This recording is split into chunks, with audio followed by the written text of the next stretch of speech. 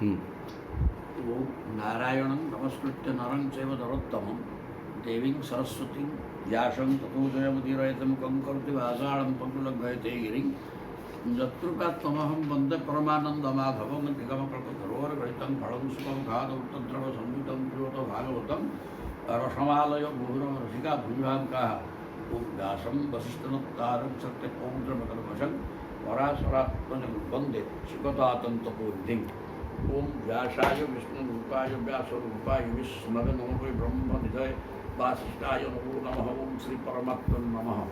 ओम नमो भगवते वासुदेवाय। बद्ध जीव कौन, मुक्त जीव किए, भक्तर लक्षण कौन, ये अध्याय पाठ यह। बद्ध मुक्त कथा क्या बद्ध कह किए मुक्त जीव कह संपर्क में काली बहुत कथा सरी बर्तमान देखा कौन आसो निजे भगवान उद्धव को कहते जावासवा बेल तो उद्धव जगुन तेणु कहते जदि अनिशो धारयतु मन ब्रह्मणि निश्चल मयि सर्वाणी कर्माणि निरपेक्ष समाचर। प्रभु कहले जदि मन को मो ठारे निश्चल रूपे लगेगा कहीं असमर्थ होता है जदि अनिशः अनिशः निरंतर सदा सर्वदा मन ब्रह्मणि निश्चल मन ब्रह्मणि धारयितुम अनिशः जदि निश्चल मन मनटा चलचंचल अस्थिर किंतु स्थिर मन को ब्रह्म को ठारे लगेवाई तुम्हें असमर्थ होते कौन कर ना मयि सर्वाणी कर्माणि निरपेक्ष समाचर।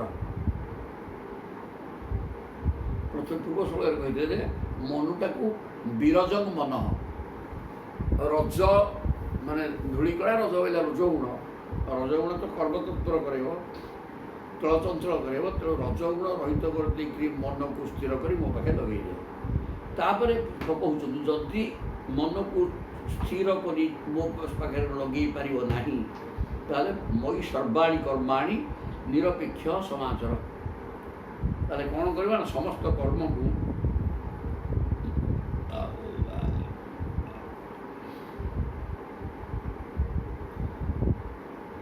तेरे जहाँ किसी कर्म करिवो ताहा प्रति अनासक्त होई केवल मोरी पाई कर्म करवा उचित। यदि कर्म करुच मयि सर्वाणी कर्माणि समस्त कर्म को निरपेक्ष समस्त कर्म को मोरी पाखे लगे दियो समस्त कर्म को मत समर्पण कर दियो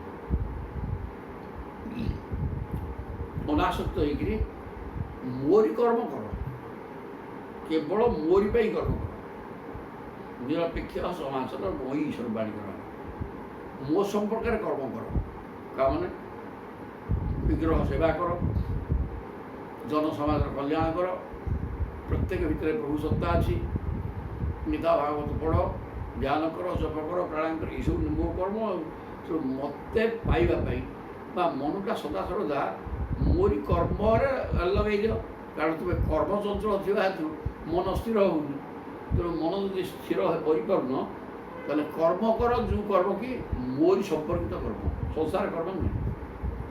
तापर कहले श्रद्धालु में कथा शुण्वन सुभद्रा लोकपावनी गायन अनुसरण कर्म जन्म साभिनयन मुहु कहले मोर लीला चरित होउछि लोकमान पक्षर पवित्र कर श्रद्धालु में कथा शुण्वन जी अत्यंत श्रद्धालु मत जी अतिरिक्त श्रद्धा करे माने जी भगवत सर्वस्व हो जाइए संसार को बुझी सारे यहाँ बेकार और संसार को संपूर्ण परित्याग कर मन क्षय कर दी मो चरणार भितर श्रद्धार सहित श्रद्धालु में कथा शुण्वन से श्रद्धार सहित मोरी कथा को शुणिकी सुभद्रा लोकपावनी ପବିତ୍ର କର ଓ କଲ୍ୟାଣମୟ। ଶ୍ରଦ୍ଧାଳୁ ମାନେ ମୋର ସେଇ ସବୁ ଲୀଳାଚରିତ ସର୍ବଦା ଶ୍ରବଣ ଗାନ ଓ ଶ୍ରବଣ କରିବା ଉଚିତ। ଲୋକପାବନି ସୁଭଦ୍ରା, ସୁଭଦ୍ରା ଜଗନ୍ନାଥ ବଳଭଦ୍ରଙ୍କ ଭଉଣୀ ସୁଭଦ୍ରା ନୁହଁ, ଉତ୍ତମ କଲ୍ୟାଣ, ଭଦ୍ର ମାନେ ମଙ୍ଗଳ। ପବିତ୍ରତମା ମୋର କଲ୍ୟାଣମୟୀ କଥାକୁ ଶ୍ରଦ୍ଧାପୂର୍ବକ ଶୁଣ, ଗାନ କର, ସ୍ମରଣ କର ମୋର କର୍ମ ସ୍ମରଣ, କର୍ମ ଜନ୍ମୋତ୍ସ ଅଭିନୟର ଗୁରୁ। ମୋର ସେଇ ସବୁ ଜନ୍ମ କର୍ମ ଲୀଳା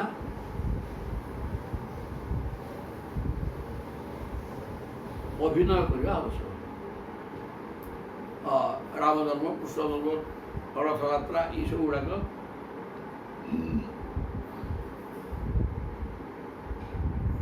ଅଭିନୟ ନୁହଁ, ଏଗୁଡ଼ାକ ଅଭିନୟ ଆକାରରେ କର। କ'ଣ କହିଲେ? ଚତୁର୍ଦ୍ଦଶ ବ୍ରହ୍ମାଣ୍ଡ ସମସ୍ତ ଲୋକଙ୍କୁ ପବିତ୍ର କରୁଥିବା ଉତ୍ତମ କଲ୍ୟାଣମୟୀ ମୋର କଥାକୁ ଶ୍ରଦ୍ଧାପୂର୍ବକ ଶୁଣ, ଗାନ କର, ସ୍ମରଣ କର ଏବଂ ମୋର ଜନ୍ମ ଏବଂ କର୍ମକୁ ଅଭିନୟ କର। କହିଲେ ଏଇରାକ ମୋରି କର୍ମ ହବ। ଏ ପ୍ରକାର କର୍ମ କଲେ ବନ୍ଧନମୁକ୍ତ ହେଇଯାଇପାରିବ। ମଦର୍ଥେ ଧର୍ମ କାମାର୍ଥାନ୍ ଆଚରଣ ମଦପାଶ୍ରୟ ଲଭତେ ଇଷ୍ଟଳାଂ ଭକ୍ତି ମୟି ଉଦ୍ଧବ ସନାତନେ। କହିଲେ ମଦର୍ଥେ ଧର୍ମ କାମାର୍ଥାନ୍, ମୋରି ପାଇଁ ଧର୍ମ ଅର୍ଥ କାମ, ଧର୍ମାର୍ଥ ଧର୍ମ କାମ ଏବଂ ଅର୍ଥାତ୍ ଆଚରଣ ମାନେ ମୋରି ଧର୍ମରେ ଦୀକ୍ଷିତ ହେଇଯା, ମୋର ଶରଣାଗତ ହୋଇ ମୋତେ ପାଇବା ଉଦ୍ଦେଶ୍ୟରେ ହିଁ ଧର୍ମ ଅର୍ଥ କାମରେ ପ୍ରବୃତ୍ତ ହୁଅ। ଅର୍ଥ ଉପାର୍ଜନ କର, ଲୋକ ସେବାରେ ଲଗାଅ, କାମନା ମୁଁ କେମିତି ମିଳିବି ସେଇ ପ୍ରକାର ଚିନ୍ତନ କର।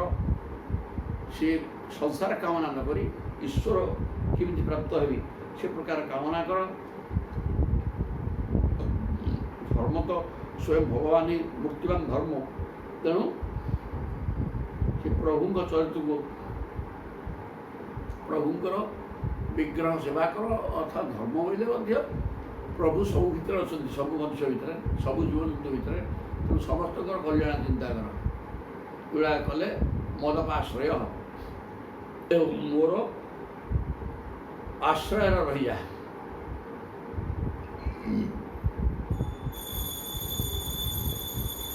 ଲଭତେ ନିଷ୍ଠଳାଂ ଭକ୍ତି ମୟି ଉଦ୍ଧବ ସନାତନ।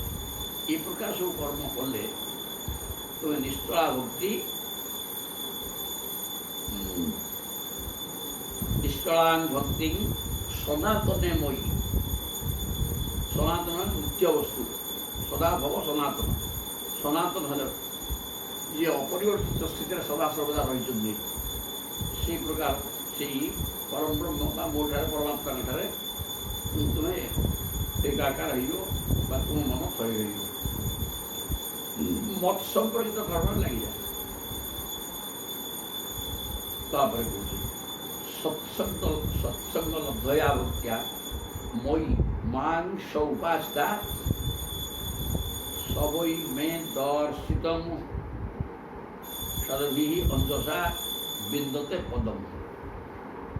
ସାଧୁ ସନ୍ତଙ୍କ ସତ୍ସଙ୍ଗ ଲାଭ କରି ତାଙ୍କ ଭିତରେ ଭକ୍ତି ଜାତ ହୁଏ। ସତ୍ସଙ୍ଗ ଲବ୍ଧୟା ଭକ୍ତ୍ୟା, ସତ୍ସଙ୍ଗ ଦ୍ୱାରା ଭକ୍ତିକି ଲାଭ କରି,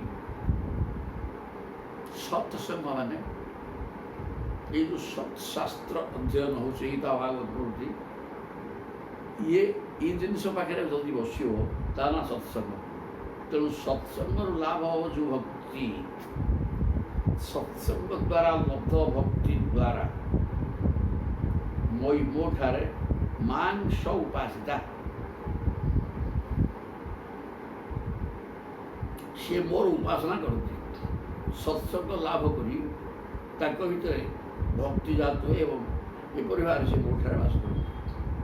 ସତ୍ସଙ୍ଗ ଲବ୍ଧୟା ଭକ୍ତିଆ ମୟି ମୟି ମୋଠାରେ ସତ୍ସଙ୍ଗ ଦ୍ୱାରା ଭକ୍ତିଭାବ ଆସିବ ଏବଂ ଲୋକର ମନ ମୋଠାରେ ଲାଗିଯିବ। ସବଇ ମେ ଦର୍ଶିତମ୍ ସଦଭି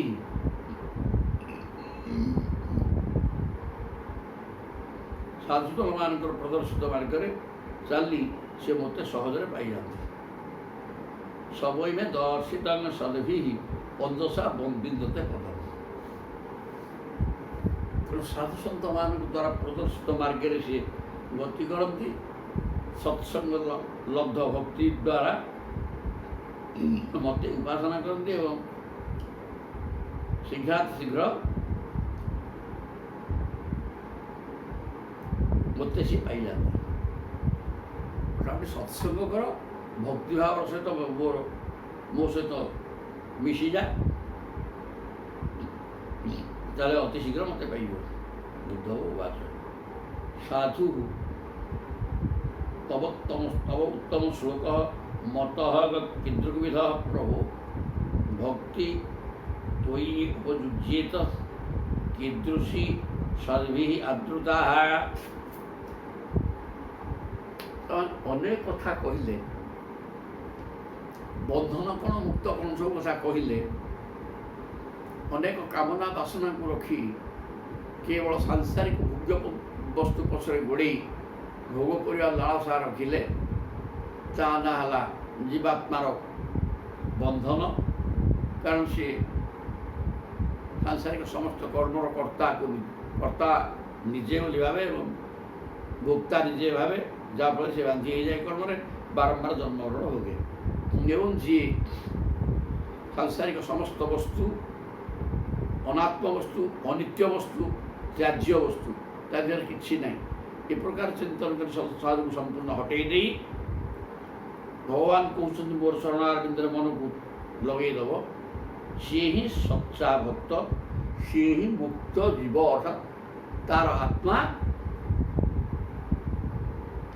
ମୋ ସାଙ୍ଗରେ ଲାଗି ମୋତେ ପାଇବ, କୌଣସି ଅସୁବିଧା ହେବ। ଏ କଥା କହିସାରିଲା ପରେ କହିଲେ ଗୁଡ଼ାକ ହେବ କେମିତି, ମୋତେ ପାଇବାଟା କ'ଣ ଏତେ ସହଜ? ତାପରେ ବିଭିନ୍ନ ପ୍ରକାର ବର୍ଣ୍ଣନା କଲେ ସେସବୁ କହିଲେ ଭକ୍ତି ଦ୍ୱାରା କେବଳ ମୁଁ ମିଳିବି। ସାଙ୍ଗେ ସାଙ୍ଗେ ଉଦ୍ଭବ କରୁଛୁ ଭକ୍ତିଟା କ'ଣ ମୋତେ କହ। ସାଧୁ ତବ ଉତ୍ତମ ଶ୍ଲୋକ ମତଃ, ସେ ଉତ୍ତମ ଶ୍ଲୋକ ଭଗବାନ ଆପଣଙ୍କ କଥାଟା ଅତି ସୁନ୍ଦର। କିଦୃଗ୍ବିଧ ପ୍ରଭୁ ଭକ୍ତି, ଭକ୍ତିଟା ଜିନିଷ କ'ଣ ମୁଁ ତ କିଛି ବୁଝେନି। ଆପଣ କହିଲେ ଭକ୍ତି ଦ୍ୱାରା ମୋ ଚରଣାର ଭିତରେ ମନକୁ ଲଗାଇ ଦିଅ। କଥା ଶୁଣିବା, ଭଗବତ କଥା, ସତ୍ସଙ୍ଗ ଦ୍ୱାରା ଭଗବତ କଥା ଶୁଣି ଭକ୍ତି ଭାବକୁ ଜାଗ୍ରତ କରାଏ। ତେଣୁ ସାଙ୍ଗେ ସାଙ୍ଗେ ଉଦ୍ଧବ କହୁଛନ୍ତି ସେ ଭକ୍ତିଟା କ'ଣ, ତ୍ୱୟି ଉପଯୁଜ୍ୟେତ କୀଦୃଶୀ ସଦ୍ଭିଃ ଆବୃତା।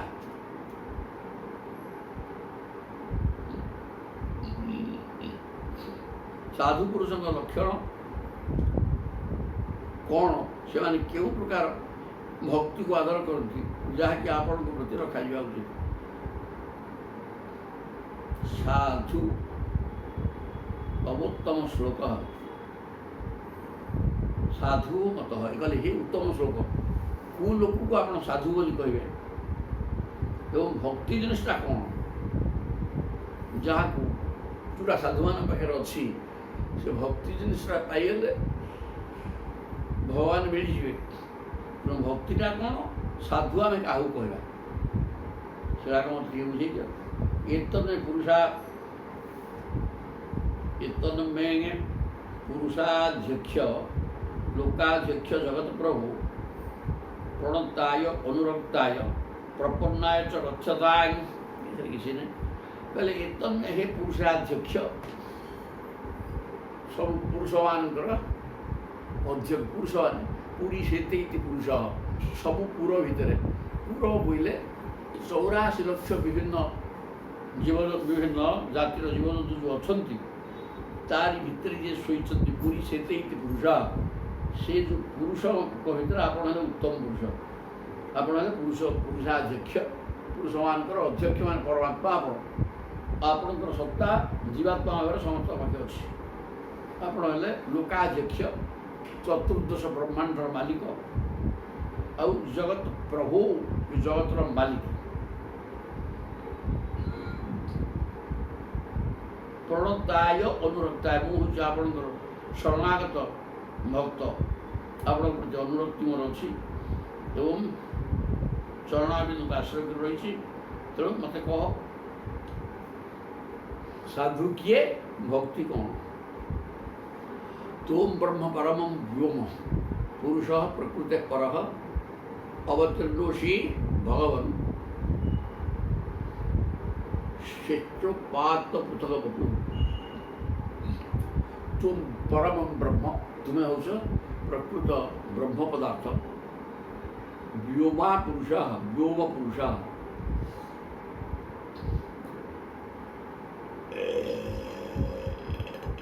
ଆପଣ ହେଲେ ବ୍ୟୋମ, ମାନେ ବ୍ୟୋମ ଶବ୍ଦ ଅର୍ଥ ଆକାଶ।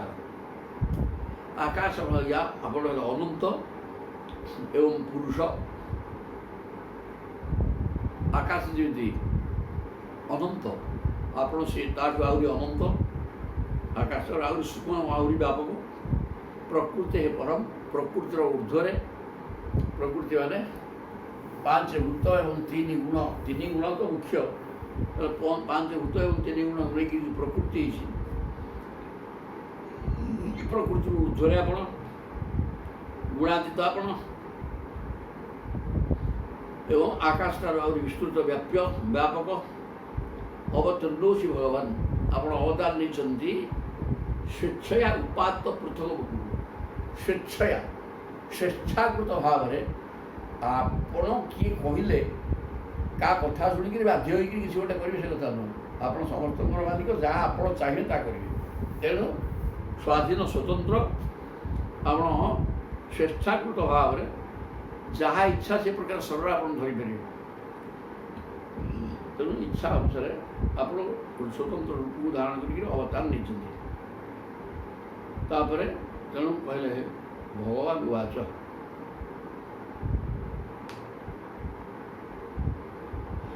ଭଗବାନ କହୁଛନ୍ତି, କୃପାଳୁ ଅକୃତ ଦ୍ରୋହ ଇତିକ୍ଷୁ ସର୍ବଦି ହୀନାୟ ସତ୍ୟ ସରୁନବଦ୍ୟାତ୍ମା ସମଃ ସର୍ବୋପକାରକ। ଭଗବାନ କହୁଛନ୍ତି ଆପଣ ହେଲେ କୃପାଳୁ ଅକୃତ ଦ୍ରୋହ ତିତିକ୍ଷୁ ସର୍ବଦି ହୀନାୟ। କହିଲେ ହେ ପ୍ରିୟ ଉଦ୍ଧବ, ଯିଏ ମୋର ଭକ୍ତ ସେ କୃପାର ମୂର୍ତ୍ତି ହୋଇଯାଆନ୍ତି। ଭଗବାନ ହେଲେ କୃପା ସାଗର, ଦୟା ସାଗର, କୃପା ସାଗର। ତେଣୁ ମୋ ଭକ୍ତ ମଧ୍ୟ ମୋର ଯାହା ଗୁଣ ତା ପାଖରେ ନ ରହିଲେ ସେ ମୋ ଭକ୍ତ ହବ କିନ୍ତୁ। ତେଣୁ ମୋ ଭକ୍ତ ମଧ୍ୟ କୃପାଳୁ, ଅକୃତ ଦ୍ରୋହ, କୌଣସି ବ୍ୟକ୍ତି ପ୍ରତି ଶତ୍ରୁତା କରେ ନାହିଁ। ତିତିକ୍ଷୁ, ତାର ସହିଷ୍ଣୁ ଭାବ ରହିଛି। ସର୍ବଦି ହୀନାୟ, ସମସ୍ତ ପ୍ରାଣୀମାନଙ୍କର କଲ୍ୟାଣ ଚାହେଁ। ସତ୍ୟ ସାର, ସତ୍ୟବାଦୀ, ସେ କେବେ ମିଛ କହେନି, କେବଳ ସତ୍ୟ ହିଁ ତା ପାଖରେ ଶ୍ରେଷ୍ଠ ଭାବରେ ରହିଛି। ଅର୍ଥାତ୍ ସତ୍ୟକୁ ଆଧାର କରି ସେ ରହିଛି। ଅନବଦ୍ୟାତ୍ମା, ତାର ଆତ୍ମା ପାପ ରହିତ। ସମଭାବାପନ୍ନ, ସର୍ବୋପକାରକ, ସମସ୍ତଙ୍କର ଉପକାର କରିବା ତାର କର୍ତ୍ତବ୍ୟ। ଏଗୁଡ଼ାକ ଯିଏ କରେ ସିଏ ହିଁ ଭକ୍ତ ବା ସାଧୁ। ସେ ଆଗ ସାଧୁ କିଏ ବୋଲି କହିଲେ, କାମେ ହି ଅହତ ଧିଃ ଦାନ୍ତଃ ମୃଦୁଃ ଶୁଚିଃ ଅକିଞ୍ଚନଃ ଅନିହୁ ମିତଃ ଶାନ୍ତଃ ସ୍ଥିରଃ ମତ୍ ଶରଣୁ ମୁନିଃ।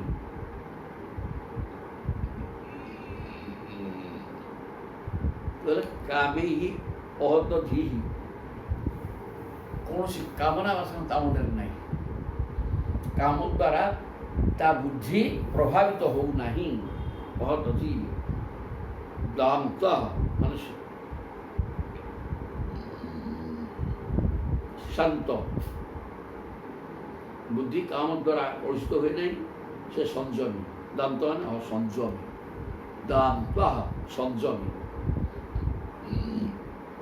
ମୃଦୁ କୋମଳ ସ୍ୱଭାବର, ଶୁଚି ତା ଦେହରେ ତା ପବିତ୍ରତା ଅଛି, ମନ ଭିତରେ କୁଟ କପଟ ଛନ୍ଦ ମାୟା କୁଟିଳତା ତା ପାଖରେ ନାହିଁ, ପବିତ୍ର ଅନ୍ତଃକରଣ, ଅକିଞ୍ଚନ, ତାର ଭଗବାନଙ୍କ ବ୍ୟତୀତ ଆଉ କିଛି ବି ନାହିଁ, କେବଳ ଭଗବାନ ଏକମାତ୍ର ଆବଶ୍ୟକତା ପାଇଁ, ଆଉ କୌଣସି ସାଂସାରିକ ବସ୍ତୁ ସେ ଚାହୁଁନି। ଅକିଞ୍ଚନ ନ ନାସ୍ତି କିଞ୍ଚନ ଯଶୋଦା ପାଖରେ କିଛି ନାହିଁ ଭଗବାନଙ୍କ ବ୍ୟତୀତ, ଭଗବତ ଚିନ୍ତା ବ୍ୟତୀତ ଆଉ ମୋଟେ କିଛି ଯାହା ପାଖରେ ନାହିଁ, ସିଏ ହେଲା ଅକିଞ୍ଚନ। ଅନିହା, କୌଣସି ଇହା ମାନେ ଚେଷ୍ଟା, ସାଂସାରିକ କର୍ମ ଗୁଡ଼ିକ କରିବା ଯେ ଚେଷ୍ଟା ରହିତ ହେଇକି ଅଛି, ସେ କିଛି କାମ କରୁନି। ମିତ ଅଳ୍ପ ଆହାର ଖାଏ, ଶାନ୍ତ ସ୍ୱଭାବ, ମନ ସ୍ଥିର, ମତ ଶରଣ ଏବଂ ମୋର ଶରଣାଗତ ହୋଇକି ରହେ। ମୁନି ସଦାବେଳେ ମନନଶୀଳ, ମନକୁ ଭଗବାନଙ୍କ ପାଖରେ ଲଗେଇକି ରହିଛି। ମନ ମୁନି ଅପ୍ରମତ୍ତ, ଗଭୀରାତ୍ମା, ଧୃତି ମଞ୍ଜିତ ଷଡ଼ଗୁଣ, ଅମାନି ମାନଦ କଳ୍ପ, ମୈତ୍ର କାରୁଣିକ କବି। ଆହୁରି କ'ଣ?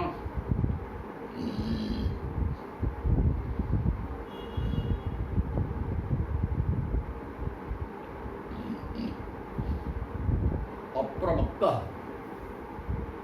ମାନେ ସଗଲା ବି ନାହିଁ, ଗଭୀର ଆତ୍ମା, ଆତ୍ମା ସଂସାରରେ ବାନ୍ଧି ହେଇକି ରହୁନି, ଗଭୀର ଆତ୍ମା ପରମାତ୍ମାଙ୍କ ପାଖରେ ମଜିକି ରହୁଛି। ଧୃତିମାନ, ଧୈର୍ଯ୍ୟ ସମ୍ପନ୍ନ, କୌଣସି ସାଂସାରିକ ଝଡ଼ଝଞ୍ଝା ତାକୁ ବିଚଳିତ କରିପାରେ ନାହିଁ। ଧୃତିମାନ ଜିତ ଷଡ଼ଗୁଣ,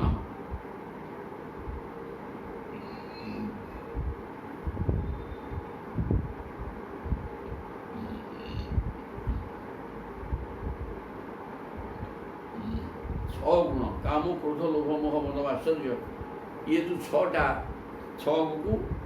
ଗୁଣ କ'ଣ? ଛଅଟା ଦୋଷ, ମଦ ଆଶ୍ଚର୍ଯ୍ୟ, ଏଇ ଛଅକୁ ସିଏ ଜୟ କରିଦେଇଛି। ଅମାନି ମାନଦ, ଅନ୍ୟମାନଙ୍କୁ ସମ୍ମାନ ଦିଏ, ନିଜର ସମ୍ମାନ ପାଇଁ ତାର ଖାତିର ନାହିଁ, ତାକୁ କିଏ କ'ଣ କହିଲା ତାର ଚିନ୍ତା କରେନି। ଅଳ୍ପ ମୈତ୍ର ଏବଂ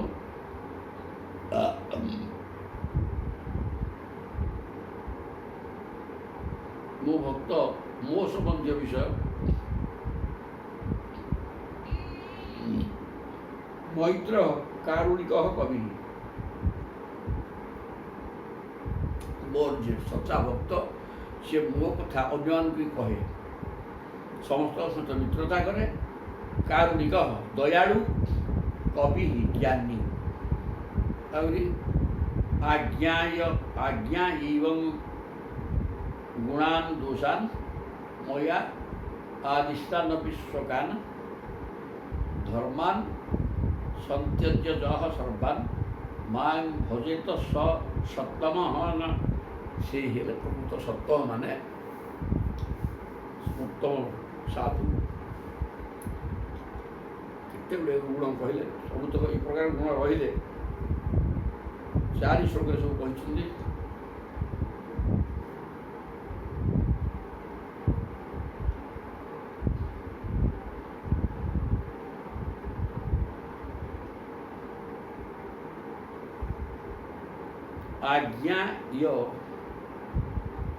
ଆଜ୍ଞାୟ ଏବଂ ଗୁଣାନ୍, ମୋର ଭକ୍ତ ଗୁଣ କ'ଣ ଓ ଦୋଷ କ'ଣ ତାହା ଭଲ ରୂପେ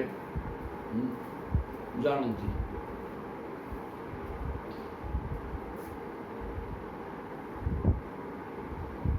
এই প্রকার গুণ কোণ দোষ কোণ তার সম্পূর্ণ জ্ঞান থাকে এবং দোষକୁ ପରିତ୍ୟାଗ କରି କେବଳ ଗୁଣବାନ ହେଇକି ଥାଏ ବା ଗୁଣ ଗ୍ରହଣ କରୁଥାଏ, ଦୋଷ ତା ପାଖରେ ପଶେ ନାହିଁ। ମୟା ଆଦିଷ୍ଠାନ ବିଶ୍ୱକାମ, ତାଙ୍କର ଅନ୍ତଃକରଣ ବିଶୁଦ୍ଧ ହୋଇଯାଏ, ତାଙ୍କ ଅନ୍ତରରେ ସତତ ଭକ୍ତିର ପ୍ରବାହ ବଢ଼ି ଚାଲେ।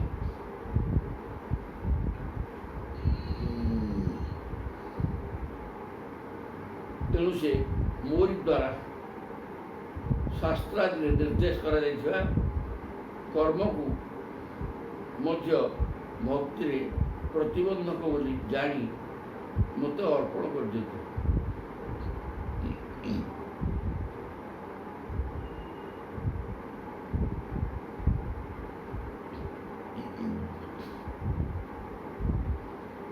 ଶାସ୍ତ୍ରାଦିରେ ନିର୍ଦ୍ଦେଶ କରାଯାଇଥିବା କର୍ମକୁ ମଧ୍ୟ ଶାସ୍ତ୍ରରେ ନିର୍ଦ୍ଦେଶ କରାଯାଇଛି ଏଇ କର୍ମ କରିବା ପାଇଁ, ସେ କର୍ମ ସେ କଲେ ମଧ୍ୟ ତାକୁ ମୋତେ ସମର୍ପଣ କରିଦିଅନ୍ତି।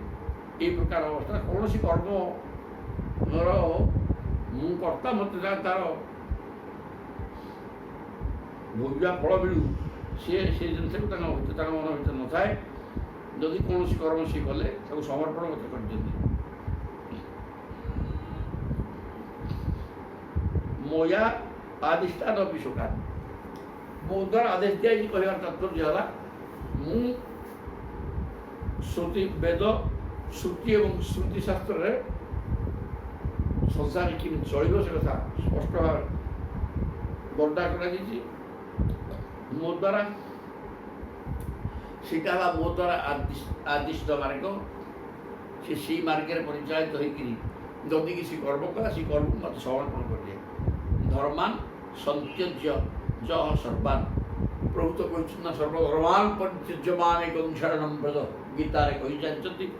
ଇଏ ସେଇ ପ୍ରକାର ସମସ୍ତ ଧର୍ମକୁ ପରିତ୍ୟାଗ କରି ମୋ ଚରଣାର ବିନ୍ଦୁକୁ ଆଶ୍ରୟ କରିଯାଇଛି। ମାଂ ଭଜେ ତ ସସତ୍ତମ, ଯେ ସମସ୍ତ ଧର୍ମକୁ ଛାଡ଼ିଦେଇ କେବଳ ଭଗବାନଙ୍କ ସେବା ହିଁ ଏକମାତ୍ର ଧର୍ମ, ଏ କଥା ବୁଝିଛି ଏବଂ ମୋତେ ସମର୍ପିତ ହୋଇକି ରହିଛି, ସେ ହିଁ ପ୍ରକୃତରେ ସାଧୁ।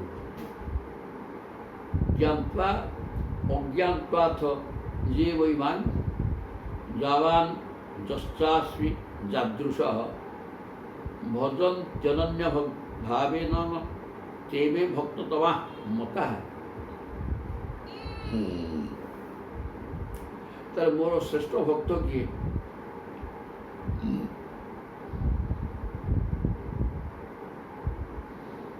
ଜ୍ଞାତ୍ୱା ଅଜ୍ଞାତ୍ୱା ଅର୍ଥ ଯେ ବୈମାନ୍ ଯାବାନ୍ ଯଶ୍ଚାସ୍ମି ଯାଦୃଶଃ, ମୋର ସ୍ୱରୂପ କ'ଣ, ମୁଁ କିଏ, କେଉଁଠି ଅଛି, କ'ଣ ନାହିଁ, ଏସବୁ କିଛି ଜାଣିଥୁ ନ ଜାଣିଥୁ ଭଗବାନ ହେଇକି ଜଣେ କିଏ ଅଛନ୍ତି, କେଉଁ ସ୍ୱରୂପରେ ଅଛନ୍ତି, କେଉଁଠି ଅଛନ୍ତି, ତାଙ୍କୁ କେମିତି ମୁଁ ପାଇବି, ଏ ସମସ୍ତ କଥାକୁ ପରିତ୍ୟାଗ କରିଦେଇ କ'ଣ ଜାଣୁ ନ ଜାଣୁ ମୋ ସମ୍ପର୍କରେ ସେଥିରେ କିଛି ଭାବିବାର ନାହିଁ।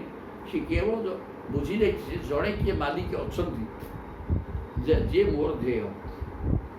ଭଜନ୍ତି ଅନନ୍ୟ ଭାବେନ, ଅନ୍ୟ କୌଣସି ଭାବନା ନାହିଁ, କେବଳ ମୋରି ଭାବନାରେ ଯେ ସଦାସର୍ବଦା ବୁଡ଼ିକି ରହେ, ଅନ୍ୟ ଭାବନା ନାହିଁ।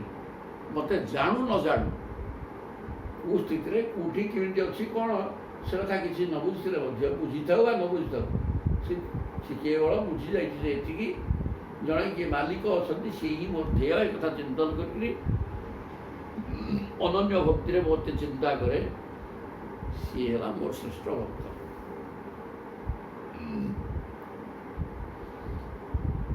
ମଲ୍ଲିଙ୍ଗ ମଦଭକ୍ତ ଜନ ଦର୍ଶନ ସ୍ପର୍ଶନାର୍ଚ୍ଚନଂ ପରିଚର୍ଯ୍ୟାଗ ସ୍ତୁତି ପ୍ରୌହ ଗୁଣ କର୍ମାନୁକୀର୍ତ୍ତନଂ। ମଲ୍ଲିଙ୍ଗ, ମଲ୍ଲିଙ୍ଗ ବୋଇଲେ ମୋର ଚିହ୍ନ ମାନେ ମୂର୍ତ୍ତି, ମୋର ଚିହ୍ନ କହିଲେ ମୋର ମୂର୍ତ୍ତି, ଆଉ ମୋର ଶ୍ରୀ ବିଗ୍ରହ। ମଦଭକ୍ତ ଜନ ଦର୍ଶନ ସ୍ପର୍ଶନାର୍ଚ୍ଚନ, ମୋର ବିଗ୍ରହ ଏବଂ ମୋ ଭକ୍ତମାନ ଦୁଇଟା କଥା, ଭକ୍ତ ଏବଂ ମୋ ବିଗ୍ରହ, ମୋ ଭକ୍ତ, ଭକ୍ତଜନ ତାଙ୍କୁ ଦର୍ଶନ କରିବା, ସ୍ପର୍ଶ କରିବା, ପୂଜା କରିବା। ଖାଲି ମୋତେ ନୁହଁ, ମୋ ସହିତ ମୋ ଭକ୍ତମାନଙ୍କୁ ମଧ୍ୟ ତାଙ୍କର ଦର୍ଶନ କରିବା, ସ୍ପର୍ଶ କରିବା, ପୂଜା କରିବା, ଏଇସବୁ କର୍ମ ଯିଏ କରେ। ପୁଣି ପରିଚର୍ଯ୍ୟା ସ୍ତୁତି ସ୍ତୋତ୍ର ବୋଲେ ମୋ ସମ୍ପର୍କରେ ପ୍ରଭୁ ଗୁଣ କର୍ମାନୁକୀର୍ତ୍ତନ, ମୋର ଗୁଣ ଗାନ କରିକିରି ମୋର କର୍ମ ଗୁଣ ଏବଂ କର୍ମକୁ ଗାନ କରି ଯେ ମୋର ନାମ କୀର୍ତ୍ତନରେ ମାତେ, ସେ ହିଁ ମୋ ଭକ୍ତ। ମଦ କଥା ଶ୍ରବଣେ ଶ୍ରଦ୍ଧା, ମଦନୁଧ୍ୟାନ ଉଦ୍ଧବ, ସର୍ବଲାଭୋପହରଣ ଦାସ୍ୟେନାତ୍ମନ ନିବେଦନ।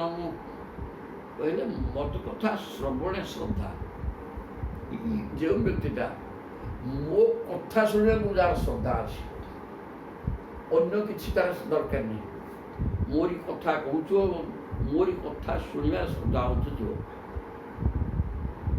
ମଦନୁରାଧ୍ୟା, ମଦନୁ ଧ୍ୟାନ ଉଦ୍ଧବ, କହିଲେ ହେ ଉଦ୍ଧବ, ମୋତେ ହିଁ କେବଳ ଧ୍ୟାନ କରୁଥିବ, ମୋରି କଥାକୁ ଖାଲି ଶୁଣୁଥିବ, ମୋ ସ୍ୱରୂପକୁ ଧ୍ୟାନ କରୁଥିବ। এই ପ୍ରକାର ଯିଏ ହୁଏ,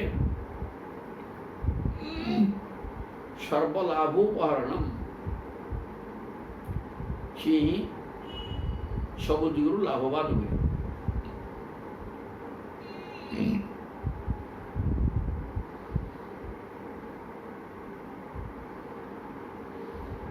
ଦାସ୍ୟେନ ଆତ୍ମନିବେଦନ, ଦାସ୍ୟ ଭାବରେ, ଦାସ ଅଥବା ଚାକର ପିଲା, ପ୍ରଭୁ ମୁଁ ତୁମର ଗୋଟିଏ ଚାକର ପିଲା, ମୁଁ ତୁମର ସେବକ, ମୋତେ ଉଦ୍ଧାର କର ପ୍ରଭୁ, ଏହି ପ୍ରକାର ଚିନ୍ତନ କରି ଦାସ୍ୟ ଭାବରେ ମୋ ପାଖରେ ମୋର ସେବା କରୁଥିବ। ଏବଂ ଆତ୍ମନିବେଦନ, ଏଗୁଡ଼ା ଲବଦା ଭକ୍ତି ଗୁଣ। ଶ୍ରବଣଂ କୀର୍ତ୍ତనం ବିଷ୍ଣୁଃ ଶ୍ରବଣଂ ପାଦ ସେବନಂ ଅର୍ଚ୍ଚନಂ ବନ୍ଦനം ଦାସ୍ୟଂ ସଖ୍ୟମ୍ ଆତ୍ମନିବେଦନଂ। ये लवदा भक्ति, ये प्राय श्री भक्ति लक्षण सब कहुचे। दास्य भाव दास चाकर पिला भाया मो सेवा कर, आत्मा को निवेदन कर, मत ध्यान कर, श्रद्धापूर्वक मोरी कथा शुण, एमती जी करे सी ही मोर श्रेष्ठ भक्त। तापर कहते मज्जन्म कर्म कथनम मम पर्वानुमोदनम, गीत तांडव वादित्र गोष्ठी भी मद गृहोत्सव, मत जन्म कर्म कथन। मु जन्म तो जन्म शब्द लगे सब प्रत्यक्ष भाव में जहाँ कहुई तार अर्थ प्रत्यक्ष भाव में बुझा दरकार नहीं। भागवत सब परोक्षवाद आगे कहते, तेणु यहाँ परोक्षवाद बुझे आम कौन बुझा, जन्म प्रभुंर हो पार ना, सी अवतार नियंती, तेणु अवतार नहीं जो कर्म सब करती से गुड़ाक कह जी सदा सर्वदा प्रभु अवतार नहीं कर कर्म गुड़ी को वर्णना करे।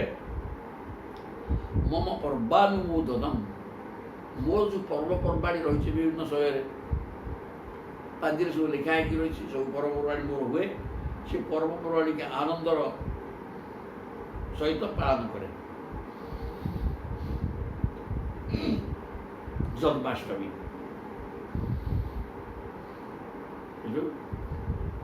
भागवत जन्म, गीता जन्म, गीता जयंती,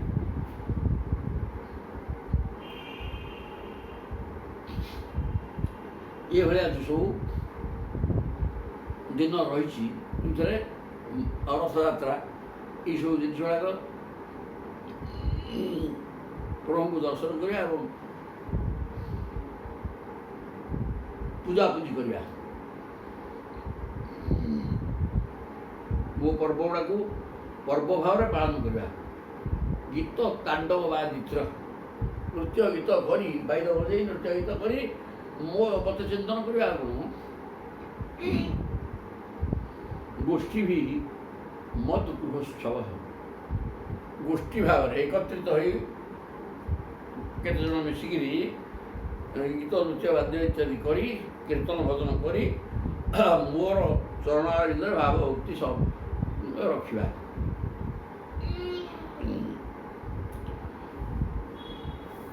ମୋର ଉତ୍ସବ ଦିନ ଗୁଡ଼ାକୁ ନିଜ ଘରେ ଉତ୍ସବ ଭାବରେ ପାଳନ କରିବା। এইটা ହେଲା ମୋର ଭକ୍ତର ଲକ୍ଷଣ। ଯାତ୍ରା ବଡ଼ି ବିଧାନ ଅଂଶ ସର୍ବବାର୍ଷିକ ପର୍ବସୁ ବୈଦିକ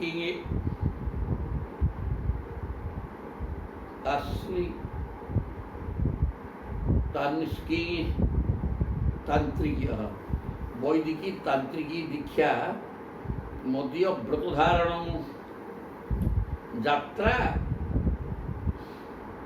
बड़ी विधान अंश मोर यात्रा रथ यात्रा घोष यात्रा भी कहुए से घोष यात्रा प्रभु को यात्रा आनंदर दिन तुलसी यात्रा को पालन करवा जे पालन करे और बड़ी विधान प्रभु को पोड़ पिठा भल पोड़ पिठा टी कर पूजा कर प्रकार बड़ी मैंने पूजा पूजा द्रव्य सुंदर भाव में संग्रह कर मत पूजा दिए मोर यात्रा को पालन करे। घोष यात्रा च सर्ववार्षिक उत्सव वार्षिक उत्सव कृष्ण जन्म सब वर्ष के थोड़े गोटे भागवत जन्म गीता जयंती ये सब गुड़ा वर्ष के थोड़े पड़ूँ ना नहीं तेणु ये गुड़ा सबको जी पालन करे। वैदिकी तांत्रिकी दीक्षा वेदोक्त मंत्र हो तंत्रोक्त मंत्र हो मते पूजा करे मदीय व्रत धारण पूजा पूजी करके मोर व्रत को आचरण कर मो भक्त ममार्चा स्थापने श्रद्धा स्वतः संहत्य चोद्यम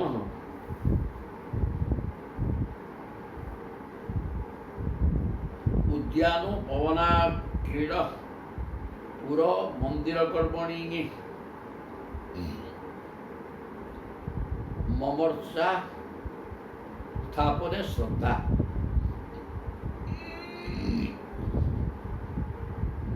मंदिर रे मोर मूर्ति उपासना करिवारे श्रद्धा रखियो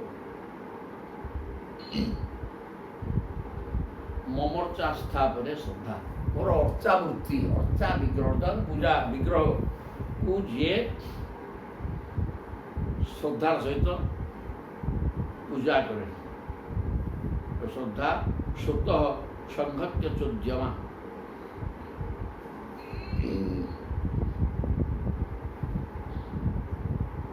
जे श्रद्धा रखे जदि एपरी कर्म एकाकी कर न पारती ते अन्य मान सहित मिसी एपरी कर्म नियोजित होगा उचित। उद्यान उपवन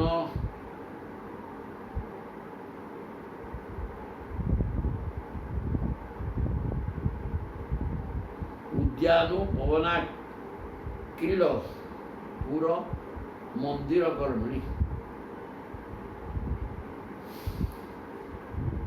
मोर पूजा कर अर्चा विग्रह को पूजा कर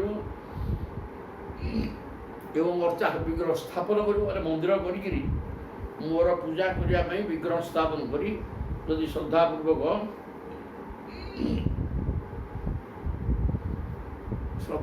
उद्यम कर मंदिर निज पैसा कर टका पैसा आदाय कर मंदिर मंदिर प्रतिष्ठा कर मोर पूजा कर उद्यान एवं खंजा कर उद्यान उपवन बुलिक खेलिया भी जगह पूरा मंदिर कर्मणि घर द्वार मंदिर रोषे घर रहा घर मंदिर सब प्रकार कर मो श्री विग्रह स्थापन कर पूजा अर्चना कर समार्जन पलेपाभ्यान शेक मंडलवर्तन ही गृह सुसूचन मह्यम दासवत जत अमाया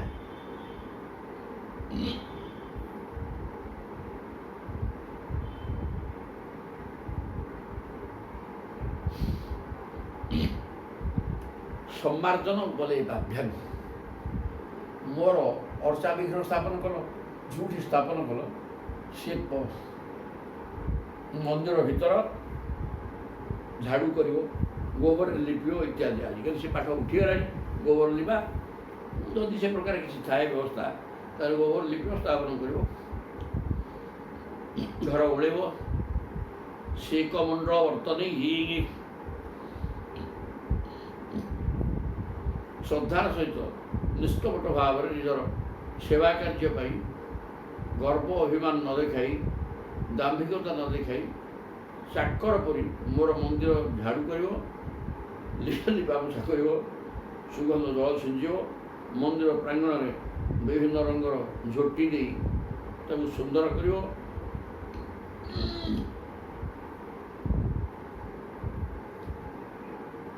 ଗୃହ ଶୁଶ୍ରୂଷଣା ମହ୍ୟମ ଦାସଂ ଯଦ୍ ଅମାୟା ଅମାୟା ନିଷ୍କପଟ ଭାବରେ ଯେଉଁଟା ସବୁ କରିବ, ଘର ଗୋବର ଲିପାପୋଛା କରିବ, ଓଳେଇବ ଏବଂ ଚିତା ପକେଇବ, ମୁରୁଜ ଆଣିକିରି ଆମ ଘରର ସୁରକ୍ଷା ଦାୟିତ୍ୱ ସବୁ ନେବ ଇତ୍ୟାଦି ଇତ୍ୟାଦି। ଅମାନିତ୍ୱ ମଦଂ ଭିତ୍ତମ୍ କୃତ ସ୍ୟା ପରିକୀର୍ତ୍ତନ ଅମାନି ମାନେ ଅଭିମାନ କରିବନି, ଦମ୍ଭ ଦେଖେଇବନି, କୃତସ୍ୟ ଅପରିକୀର୍ତ୍ତନମ ଯଦି କିଛି ମୋ ପାଇଁ କଲ ଛୁଆ ଘଡ଼ ଘଡ଼ ହେଇ କାହା କହିବନି, କଥା ଗୋଟେ ଗପିବା ଦରକାର ନାହିଁ। ପ୍ରଭୁଙ୍କୁ କାମ କଲ କହିଲ ମାନେ ସେ କାମର ଯେଉଁ ଫଳ ଯିଏ ଗଲା ବେକାର ହେଲା। କପି ଦୀପାବଲୁକଜ୍ଞେ ନୋପଯୁଞ୍ଜାତ୍ ନିବେଦିତମ୍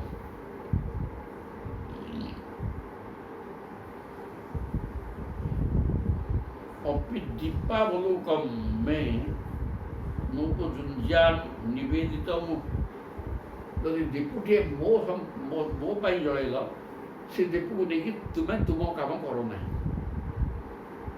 ମୋ ଉଦ୍ଦେଶ୍ୟରେ ଯଦି ଦୀପ ଲଗେଇକି ଜଳେଇଛ ମୋରି କାମ କିଛି କର, ଗୀତା ପଢ଼ିବା, ଭାରତ ପଢ଼ିବା ଇତ୍ୟାଦି ଇତ୍ୟାଦି, କିନ୍ତୁ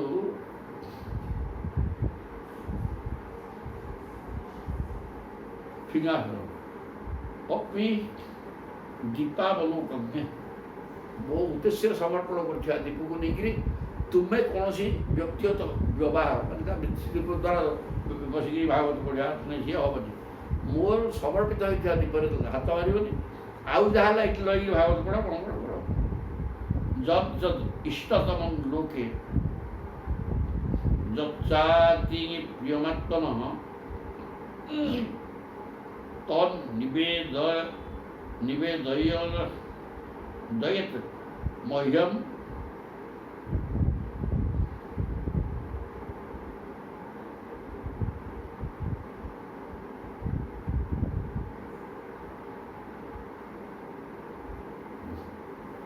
যজ্জত ইষ্টতম লোকে যচ্চাতি প্রিয়মাত্মন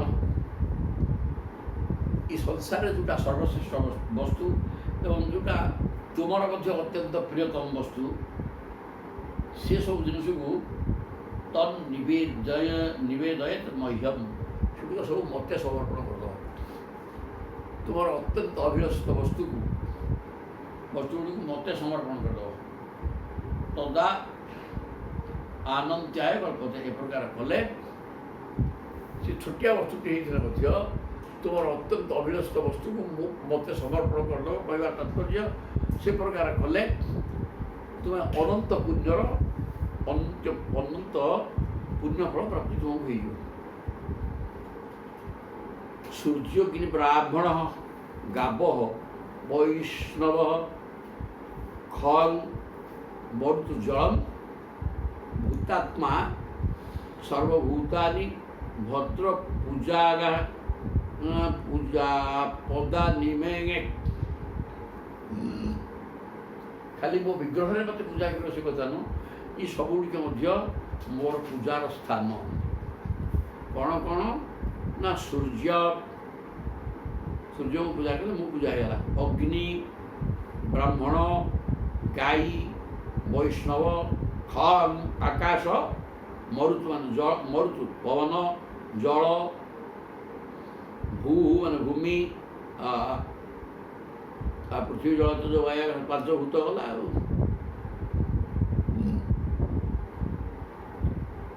ଆତ୍ମା ସର୍ବଭୂତାନି, ସର୍ବଭୂତ ଭିତରେ ଥିବା ଆତ୍ମା,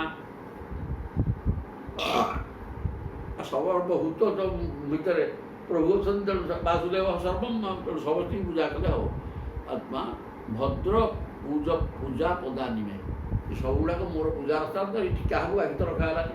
ପୃଥିବୀ, ଜଳ, ତେଜ, ବାୟୁ, ଆକାଶ, ବ୍ରାହ୍ମଣ, ଗାଈ, ଗୋରୁ, ବୈଷ୍ଣବ, ସବୁ ପ୍ରାଣୀ ଆଉ ସମସ୍ତେ ତ ମୋର ସବୁଠି ମୁଁ ଅଛି। ତ ସବୁ ପୂଜାର ସ୍ଥାନ।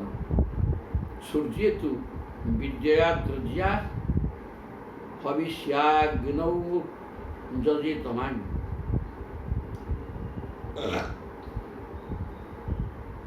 ସୂର୍ଯ୍ୟକୁ ତ୍ରୈବିଦ୍ୟା ମାନେ ରୂପ, ଯଜୁ, ସାମ ଏ ତିନି ବେଦ ମନ୍ତ୍ରକୁ ନେଇକରି ସୂର୍ଯ୍ୟ ପୂଜା କରିବ। ହବିଷା ଅଗ୍ନୌ ଯଜେ ତମାଂ, ଅଗ୍ନି କେମିତି ପୂଜା କରିବ? ସୂର୍ଯ୍ୟ 1 ନମ୍ବର, 2 ନମ୍ବର ଅଗ୍ନି ଆସିଲେ ଅଗ୍ନି କି ହବନ ସାମଗ୍ରୀ ଆଣିକିରି ଅଗ୍ନିରେ ଆହୁତି ଦେବ। ବ୍ରାହ୍ମଣ ଆତିଥ୍ୟେନ ତୁ ବିପ୍ରାଗ୍ରେ, ବ୍ରାହ୍ମଣକୁ ଅତିଥି ଭାବରେ ବ୍ରାହ୍ମଣକୁ ସତ୍କାର କରିବ।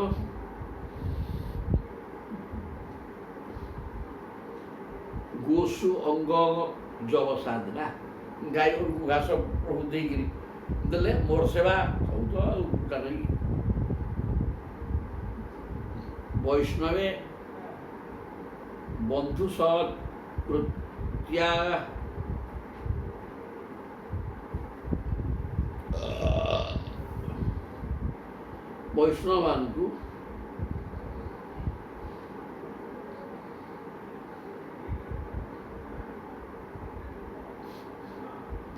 ବୈଷ୍ଣବମାନଙ୍କୁ ନିଜର ଭାଇ ପରି ଆଦର ସତ୍କାର କରିବ। ବନ୍ଧୁ ସତ୍କୃତ୍ୟା, ବୈଷ୍ଣବମାନଙ୍କୁ ନିଜର ବନ୍ଧୁ ଭଳିଆ ସତ୍କାର କରିବ। ହୃଦି ଖେ ଧ୍ୟାନ ନିଷ୍ଠୟା,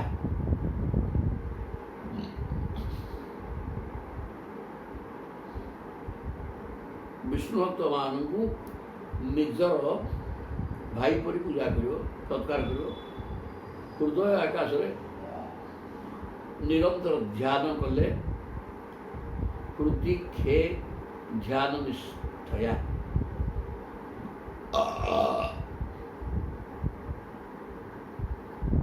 ହୃଦୟରେ ଆକାଶକୁ ଚିନ୍ତନ କରିବ।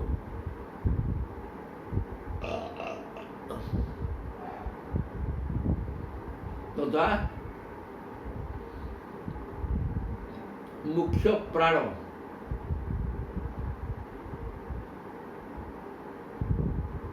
ପ୍ରାଣବାୟୁ, ବାୟୁଟା ତ ପ୍ରାଣବାୟୁ, ଜଗତର ପ୍ରାଣ ବୋଲିକିରି ବାୟୁକୁ ଚିନ୍ତନ କରିକି ପୂଜା କରିବ।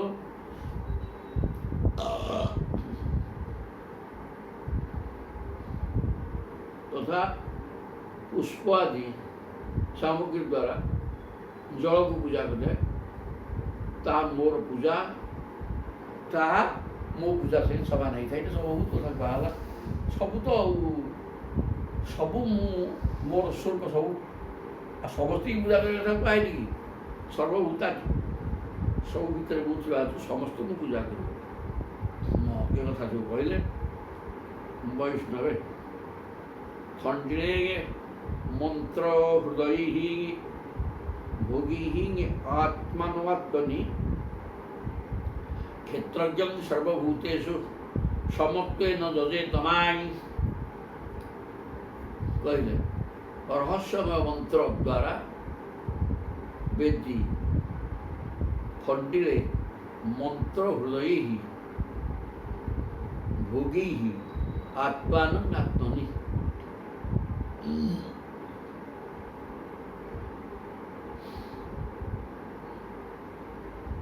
ରହସ୍ୟମୟ ମନ୍ତ୍ର ଦ୍ୱାରା ବେଦୀମାନ ଭୂମିକୁ ପୂଜା କଲେ ନିଜ ଅନ୍ତରରେ ବିରାଜମାନ ଥିବା ସର୍ବାତ୍ମା ପ୍ରଭୁ ହିଁ ଭୋଜନ କରୁଛନ୍ତି ବୋଲି ଭାବନା ରଖି ଖାଦ୍ୟ ଗ୍ରହଣ କଲେ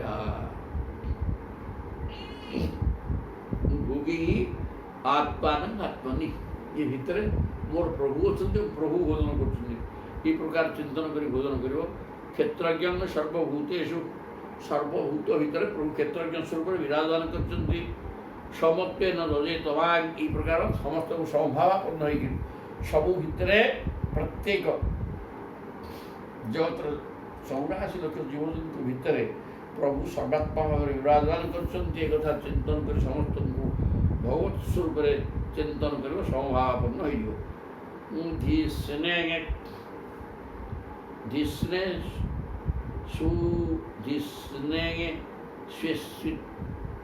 ସ୍ୱସ୍ୱିତି ମଦରୂପಂ ଶଙ୍ଖଚକ୍ର ଗଦାମ୍ବୁଜୈ ଯୁକ୍ତଂ ଚତୁର୍ଭୁଜଂ ସ୍ୱାପ୍ତಂ ଧ୍ୟାୟନ୍ ଅର୍ଚତେ ସମାହିତଃ। এই উপর বর্ণিত সবু ক্ষেত্রে মতে হি ভাবনা করি, মতে হি ধ্যান করি সাক্ষাৎ চতুর্ভুজ বিষ্ণু শঙ্করচক্র গদাপদ্ম ধারণ করুৱা শান্তমূর্তি রূপে সম্মুখে বিরাজমান হয়েছেন বলে কল্পনা করি অত্যন্ত নিষ্ঠাপর ভাবে মানসিক ভাবে পূজা করা উচিত। ये प्रत्येक जो जगह पूजा करिया कुहला ये प्रत्येक भितर प्रत्येक को चतुर्भुज शंकर चक्र गदा पद्म धारण कर भगवान विष्णुंकर स्वरूप चिंता करी पूजा कर। पानी हो आकाश हो पंचभूत पृथ्वी जल तेज वायु आकाश प्रत्येक व्यक्ति व्यक्ति पूजा कर व्यक्ति नुह या भर भगवान अच्छा भगवान स्वरूप एवं तो चिंता करके समस्त पूजा कर एकाग्र चित्तर इष्टापूर्तेन मामेवं जो जजेत समाहित लभते मयि सद्भक्ति मत श्रुति साधु सेवया।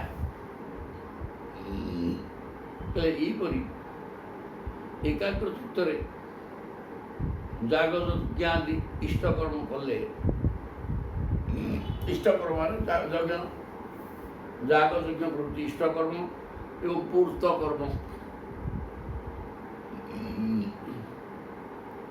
पोखरी कर विद्यालय पाठागार डाक्तरखाना रोगी सेवा ये सब गुड़ा पूर्त कर्म बाकी इष्टकर्म जाग यज्ञ मान एवं जो जजित समाहित गुड़ा जनसाधारण कर्म गुड़ाक भगवान ता द्वारा खुशी हमें कारण ये सब गुड़ाक पर पर करागले भगवान को दिहला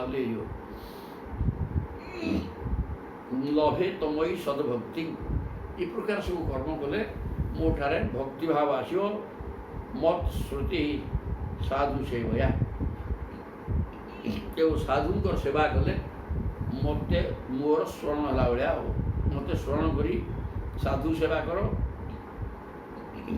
साधुजन सेवा कले भक्त अंतर मोर स्वरूप गान उदय हो जाए। साधु सेवया मत श्रुति साधु को सेवा कले मत तुम्हें स्मरण कर साधु को मो स्वरूप चिंता करके सेवा कर साधु सेवा कले तुम अंतरात्मा मोर सेवा कर भाव आसो। प्रायेण भक्ति योगेन सतसंगेन विनोद्धव नोपाय विद्यते सद्य प्रयाण सता अहम प्रिय उद्धव मोर दृढ़मत जे मनुष्य सत्संग और भक्ति योग ये दुईटे लगी रहा आवश्यक। प्रायेण भक्ति योगेन सतसंगेन बिना बोले दीटा कथा कहले सत्संग ଏବଂ ଭକ୍ତି ସହକାରେ ଯୋଗ ହୋଇଯିବା। ସତ୍ସଙ୍ଗ କଲେ ମୋରି କଥା ଆଲୋଚନା ହେବ ଆଉ ଭକ୍ତି ଭାବରେ ମୋ ସହିତ ଯୋଗ କରିବ। ଏ ଦୁଇଟା ଯାକ କଥା ବିନା ଉଦ୍ଧବ ନୁପାୟ ବିଦ୍ୟତେ। ଏ ଦୁଇଟା କଥା ଛାଡ଼ିଦେଇକି ଆଉ କୌଣସି ଉପାୟ ନାହିଁ ମୋତେ ପାଇବା ପାଇଁ। ଗୋଟିଏ ହେଲା ସତ୍ସଙ୍ଗ ଆଉ ଗୋଟିଏ ହେଲା ଭକ୍ତି ଦ୍ୱାରା ଯୋଗ ହୋଇଯିବା। ସଧ୍ୟଂ ପ୍ରାୟଣଂ ହି ସତାଗହଂ। ଏ ଦୁଇଟି ଛଡ଼ା ପ୍ରାୟ ଅନ୍ୟ କୌଣସି ଉପାୟ ନାହିଁ, କାରଣ ମୁଁ ହିଁ ସାଧୁମାନଙ୍କର ଶ୍ରେଷ୍ଠ ଆଶ୍ରୟ ସ୍ଥାନ। ସାଧୁଜନମାନଙ୍କର ଆଶ୍ରୟ ସ୍ଥାନ ହିଁ ମୁଁ। ତେଣୁ ସାଧୁ ସେବା କର ବା ସତ୍ସଙ୍ଗ କର ଏବଂ ଭକ୍ତି ଭାବର ସହ ମୋ ସହିତ ଯୋଗ ହୋଇଯିବ। ସତ୍ସଙ୍ଗ ଏବଂ ଭକ୍ତି ଏ ଦୁଇଟା ବ୍ୟତୀତ ମୋତେ ପାଇବାର ଅନ୍ୟ କୌଣସି ଉପାୟ ନାହିଁ। ସାଧୁମାନଙ୍କର ଶ୍ରେଷ୍ଠ ଆଶ୍ରୟ ସ୍ଥାନ, କାରଣ ମୁଁ ହେଉଛି ସାଧୁମାନଙ୍କର ଆଶ୍ରୟ ସ୍ଥାନ। ଆଉ ତେଣୁ ସାଧୁ ସେବା କଲେ ମୋ ଆଶ୍ରୟ ତେମେ ପାଇଯିବ। ପଥ ଏତତ ପରମଂ ଗୁହ୍ୟଂ ଶୃଣ୍ୱତୁ ଯଦୁନନ୍ଦନ। କହିଲେ ଏ ଯଦୁନନ୍ଦନ ଉଦ୍ଧବଜୀ, ବର୍ତ୍ତମାନ ଇଏ ଅତ୍ୟନ୍ତ ଗୋପନୀୟ। ବଦ୍ଧ କ'ଣ, ମୁକ୍ତ କ'ଣ, ଭକ୍ତ କ'ଣ, ଭକ୍ତି କ'ଣ, ଏସବୁ ଜିନିଷ ଅତ୍ୟନ୍ତ ଗୋପନୀୟ ତଥ୍ୟ। ଏଇଭଳିଆ ସବୁ ମୁଁ ତୁମକୁ କହିଲିଣି। ସଗୋପ୍ୟଙ୍ଗପି ବକ୍ଷ୍ୟାମି ତ୍ୱଂ ମେ ଭୃତ୍ୟ ସୁହୃତ୍ ସଖା। ସୁଗୋପ୍ୟଙ୍ଗପି ଅତ୍ୟନ୍ତ ଗୋପନୀୟ ତଥ୍ୟ ହୋଇଥିଲେ ମଧ୍ୟ ତୁମ ଆଗରେ ମୁଁ କହିଲି, କାହିଁକି ନା ତ୍ୱଂ ମେ ଭୃତ୍ୟ ସୁହୃତ୍ ସଖା। ତୁମେ ମୋର ଭୃତ୍ୟ ଦାସାନୁଦାସ ଏବଂ ତୁମେ ମିତ୍ର ସାଙ୍ଗ ମଧ୍ୟ।